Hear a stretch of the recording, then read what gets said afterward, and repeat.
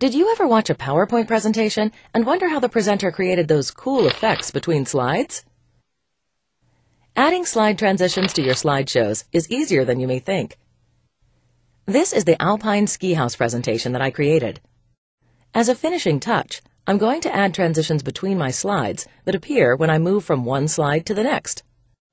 On the Animations tab, in the Transition to this slide group, I choose Slide Transitions from the quick styles you see here. Notice that when I point to a style, I see a preview of that transition effect on the slide. I can click the down arrow to see more choices. Or I can click the More button to see all of my choices. When I find the transition effect I want, I click it to apply it to the selected slide. Notice that on the Slides tab on the left, an animation icon appears next to the slide thumbnail. To apply a transition to multiple non-sequential slides at once, I press the Control key while I select the thumbnails on the Slides tab. Then I click the transition effect that I want. If I decide to change a transition effect, I select the slide thumbnail and then click the New Transition Effect.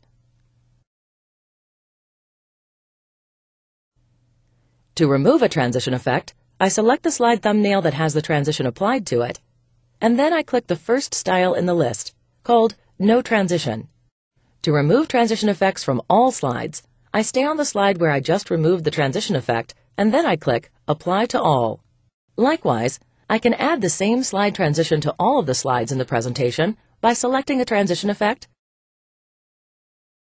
and then clicking Apply to All.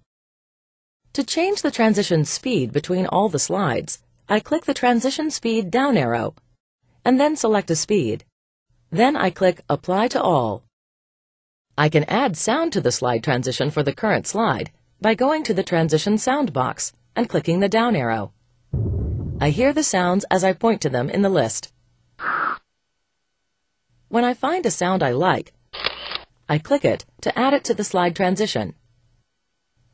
I click Apply to All to add it to all of the slides. I can click Preview to see and hear the results of the settings I've chosen for the current slide.